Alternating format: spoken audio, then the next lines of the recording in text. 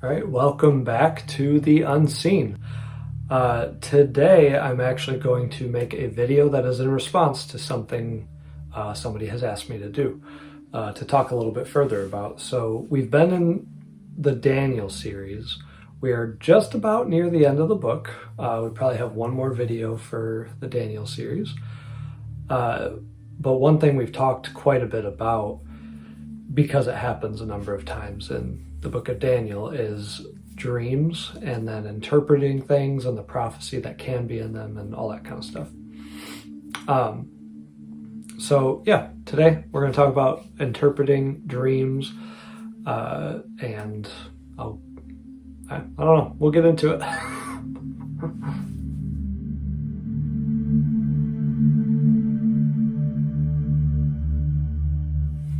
All right, so let's talk about it.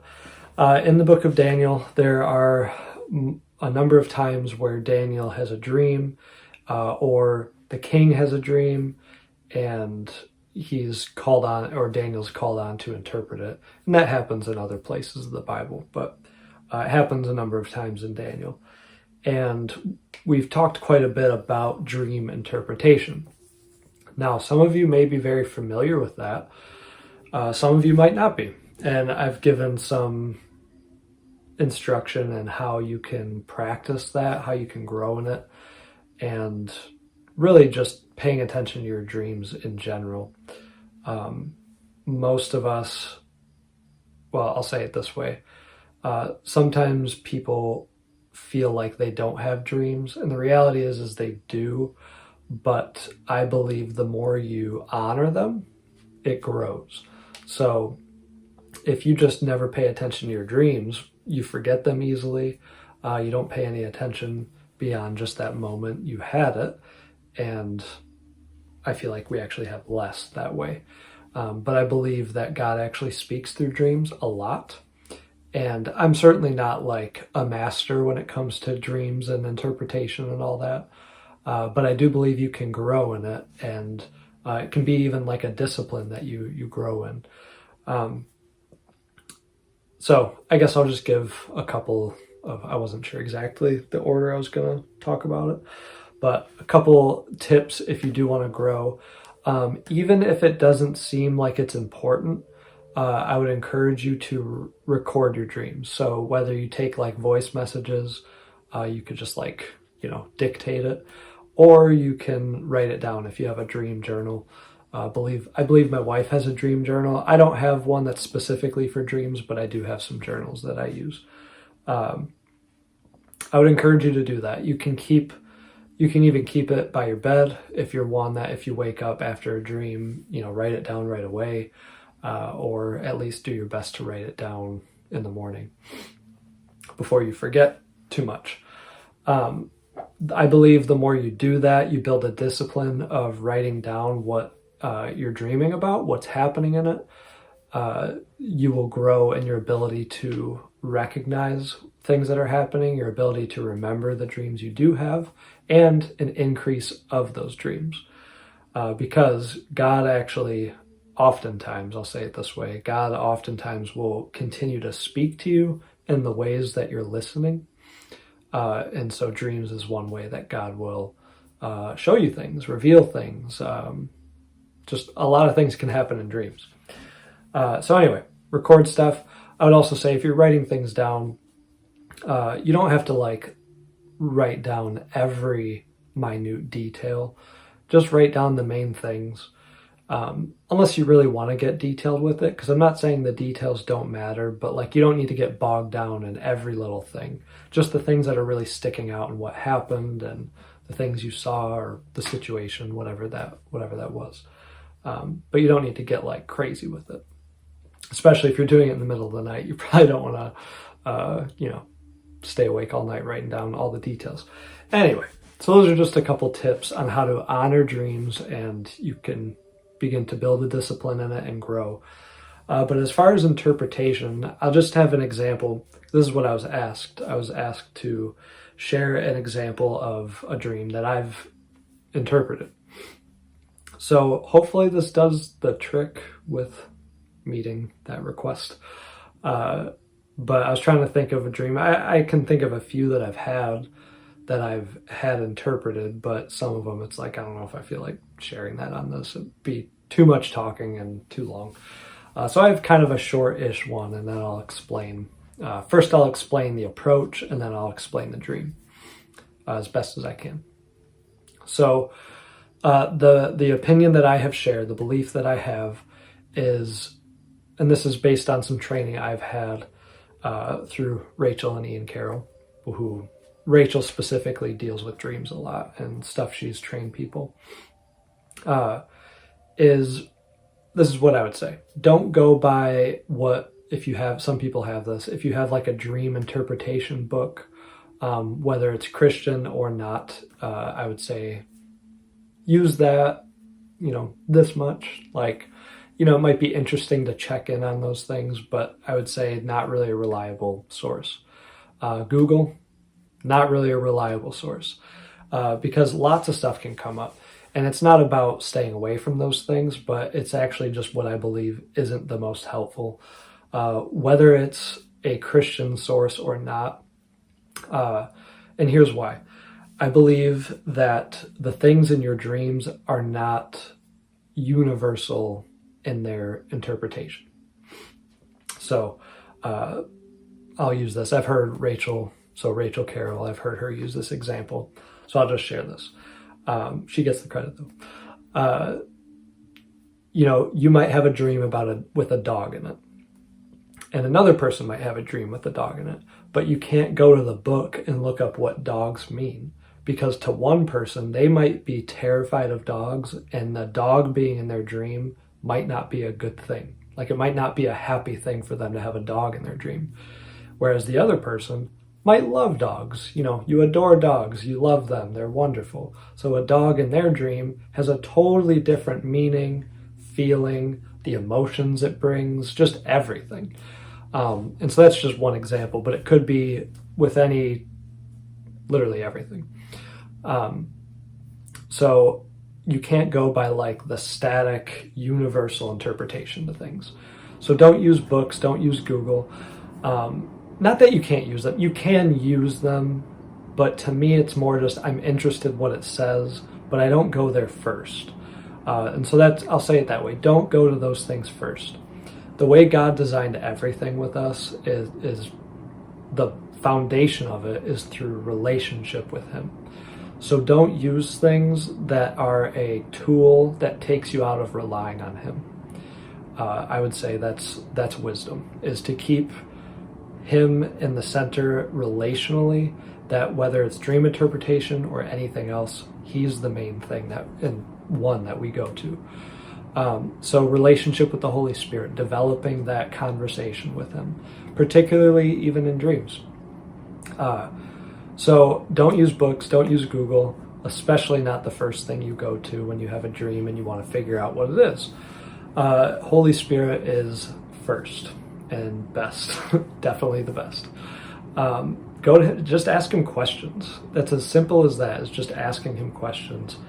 And then beyond that, excuse me, had a burp.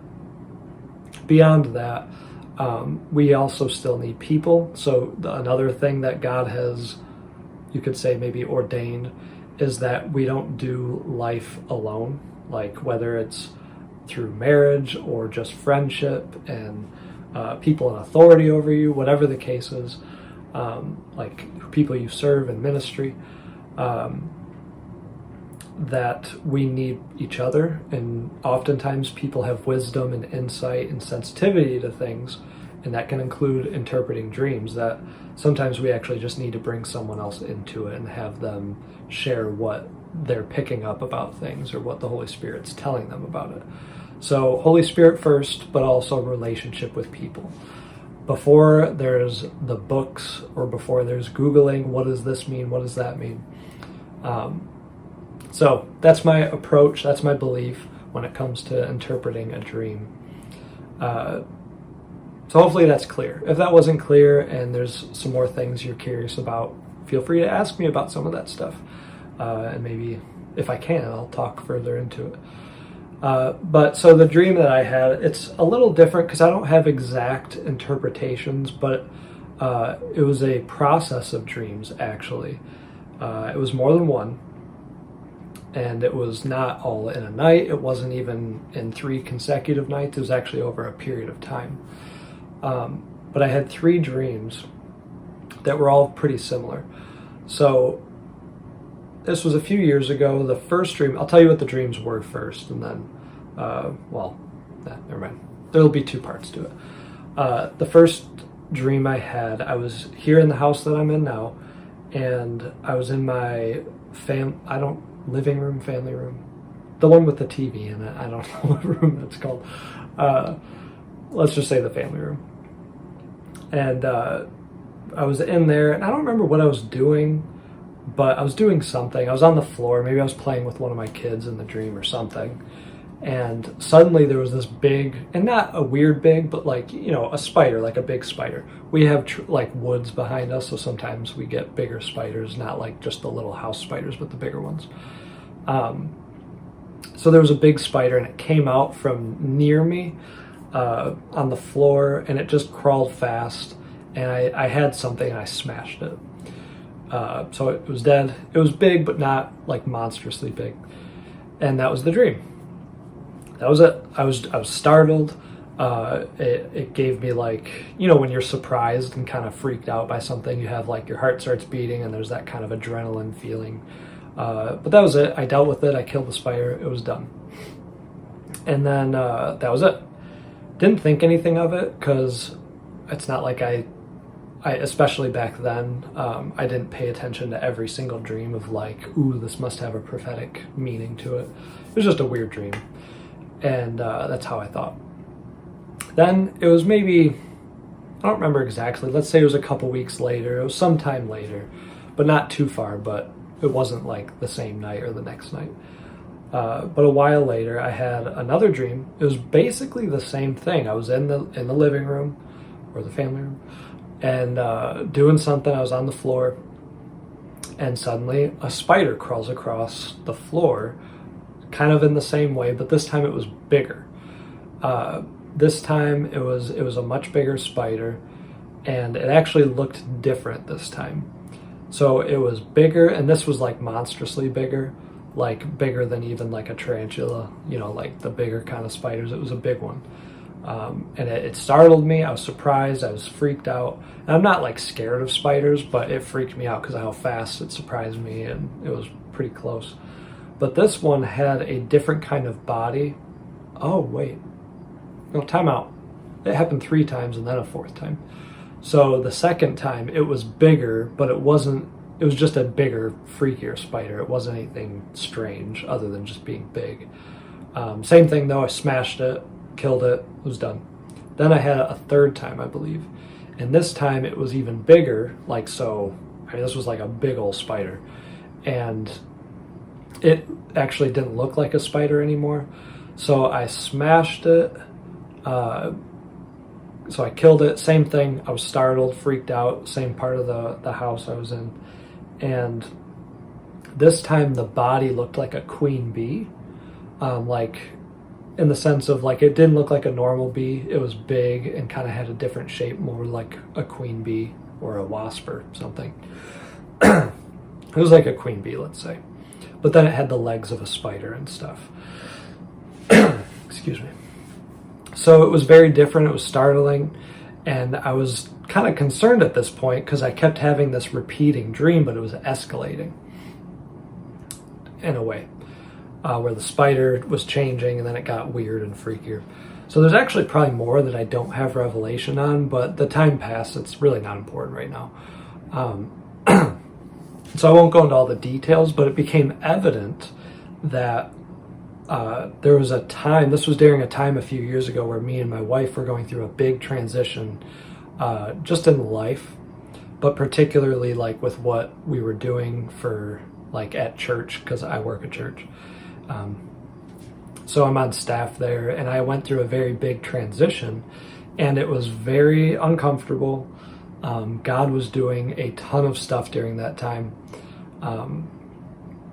There's just a whole lot I could say, but that would take too long. It's not. Someday, if I share my testimony in some videos, I'll talk about it. But going through a lot of transition, and God was rearranging and reviving and doing all kinds of God stuff. But there was a lot of pain, there was a lot of discomfort, and it wasn't fun, yet it was wonderful because he was very much present in all of it. And yeah, so what it ended up happening is I was pressing in. So this is when I did use Google to look up what stuff meant. And I was all concerned at first because I was looking up the spiders and all that. And it was like, I don't remember exactly, but it was like not good stuff, like demons and, dark stuff. And it's like, okay. But when I was asking the Lord about it, I was like, this doesn't feel right. So really the spiders weren't that important, as in like, what did the spider mean? It was more about that it was startling. And because, they come out fast, and when they're crawling across, they can be real quick. And it was less about what the spider was and more about what was just happening in that moment. I was just going about my life, doing my thing, which was like I was at home doing my thing, and like nothing was going on. And suddenly I was being startled, like it was like shocking me. And then I kept trying to smash it. So then it was like, which I did, my smashing it, it was like I was trying to suppress it, like I was crushing it. So the Holy Spirit at the end of the process of the 3 dreams was showing me really what was happening. And it was kind of like bringing me to a place of accepting it, because it was getting bigger. Like I couldn't hide from it, basically. And shortly after that 3rd dream with the big queen spider thing was when the transition happened. And really once it happened, it made more sense of why me and my wife were both feeling more like agitated in the spirit. Not in a bad way, but I don't know if you're familiar with that. Like when you just feel like stuff is happening, but you don't have language for it. You don't know why, you don't know what. But that was the feeling in our gut, I guess you could say, or in our spirit, that we were aware of. And then once this transition happened, which was sudden, it became pretty evident what was going on, and God was preparing us for that. And so once I had that revelation of those dreams, I was like, okay, so don't smash it, don't fight it. It was startling, it was surprising, it was shocking, but like go with it and just surrender. So that's what I did. So that was my interpretation of the dream. If I looked up some of those different details in a book or on Google, I would have come up with a very different understanding, and it would not have been helpful at all. But in relationship with the Holy Spirit and talking with him about it, came to a fair understanding of what was happening in those dreams and why I was having them. And then, I'll close with this. At the end of this time, it was about a year later, from the 3 dreams, the transition, and then about a year later, things were kind of shifting again, but it wasn't really a sure thing. And I had another dream. And so this was pretty cool because it connected with the previous ones, but in a very different way. So in this dream, I was in my parents' old basement after a party, and I never had parties down there, but it was like a wild party. The dream wasn't the party, it was after. So no one was there. It was just me and someone else, I think, was helping me clean up. So there was like red cups everywhere. And this sounds funny. This literally has never happened. I've never done that outside of like normal kind of parties, but never threw a party at my parents' house. But I was in their basement, threw a party, was cleaning up after. And there was no stress. There was nothing. It was just, we were cleaning up. Everything was fine. And then suddenly I stood up. I went to pick something up. I stood up and went to like walk forward, and I stopped because there was a spider web like right before my face. But it was very interesting because the spider web looked like, so if you ever have like blown bubbles, like with those wands and stuff, you know how like in the middle of like the circle after it's been dipped in the soap thing, it's got like that, like, I don't know what the term would be. It's like shimmering colors in the soap bubble. You know what I mean? So it was like that. The spider web in the gaps between the strands was like that shimmering soapy bubble look, but it wasn't soap. It was almost like hard. And I got very concerned, and there's actually a spider on it that looked the same, where it was like all shimmery with colors, and it was actually beautiful. And I was startled. I had that same startled feeling like from the previous ones, but then I like recognized, I was like, oh no, this is good. I had that thought. This would happen in the dream where I was like, oh no, this is good. I'm going to leave it, and I'm just going to accept that it's there. And that was it. And when I woke up, I immediately had the revelation of like this connected to those dreams. This one, it was startling again. It surprised me, but I recognized immediately in my spirit that no, this was good. It was showing me of another transition, which happened, and that it was a good thing. There was beauty in it, and it looked and felt different than the previous ones, and I didn't try to smash it, or I didn't smash it, and I left it there. So anyway, that's my story. That's my example of a dream, a series of dreams, and the experience I had with interpreting it and practicing it. So just to reiterate, and then I'll close this, it's not about going with what other people say things mean outside of, people and getting help with stuff. But like, you could Google stuff, watch YouTube videos, or look out, you might have a dream interpretation book. I really think that that's not the way to go. That's my opinion. You might disagree with me, and that's okay. But the main thing that I hope we agree on is the main thing is relationship with the Holy Spirit. He wants to teach you things, whether it's reading the Word, dream interpretation, visions, just general prayer. Like he wants to have conversation with you. He wants to talk to you. And the beauty of that kind of a mystical relationship, that with the creator of the universe, we get to have this ongoing, constant communication with him, this communion with him. And it's a beautiful thing. So dream interpretation, you can grow in it, write things down, practice, and spend time on it. Anyway, I will see you next week.